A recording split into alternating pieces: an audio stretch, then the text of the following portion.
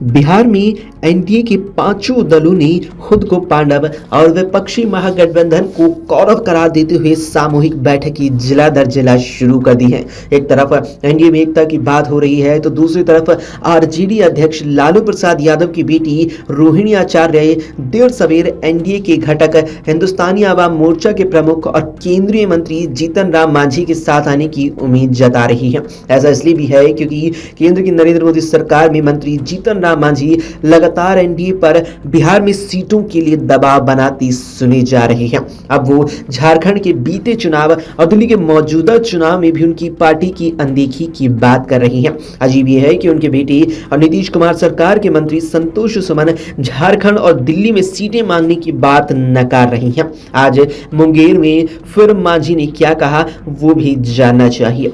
जमालपुर के रामपुर में बुधवार को हिंदुस्तान आवाम मोर्चा सेक्युलर की जिला स्तरीय कार्यकर्ता सम्मेलन आयोजित किया गया, जिसमें केंद्रीय एमएसएमई मंत्री जीतन राम मांझी और राष्ट्रीय अध्यक्ष सह कैबिनेट मंत्री संतोष कुमार सुमन मांझी भी शामिल हुए। इस मौके पर जीतन राम मांझी ने कहा कि बिहार में मुसहर और भुइया समाज की आबादी को देखते हुए उनकी राजनीतिक ताकत को नजरअंदाज नहीं किया जा सकता। उन्होंने कहा कि एनडीए ने झारखंड और दिल्ली चुनाव में हमारी पार्टी को एक भी सीट नहीं दी। अगर 2-3 सीटें भी मिलती तो हमारी पार्टी बेहतर प्रदर्शन कर सकती थी। बिहार में हमारी पार्टी का शानदार प्रदर्शन रहा है।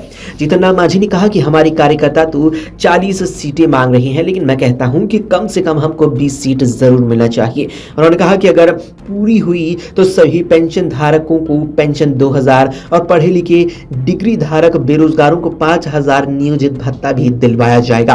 पार्टी के राष्ट्रीय अध्यक्ष संतोष कुमार सुमन मांझी ने कहा कि ये पार्टी के प्रति जनता के बढ़ते विश्वास का ही एक प्रतीक है। जीतन राम मांझी के द्वारा दिए गए बयान के संबंध में पूछने पर उन्होंने कहा कि ऐसी कोई बात नहीं है।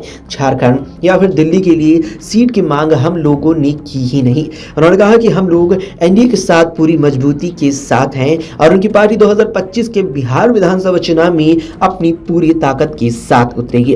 तो वहीं नेता प्रतिपक्ष तेजस्वी यादव पर हमला करते हुए मांझी ने कहा कि जब तेजस्वी यादव और उनके माता पिता सत्ता में थे तब ना तो उन्हें मां याद आई ना ही बहन। उस वक्त वे सिर्फ मलाई काटने में लगे हुए थे। अब बिहार की महिलाओं को बरगलाने का काम कर रहे हैं। उसे जनता अच्छी तरह समझती है। मांझी ने जोर देकर कहा कि बिहार की जनता तेजस्वी यादव के झूठे वादों और जाल में फंसने वाली अब बिल्कुल भी नहीं है।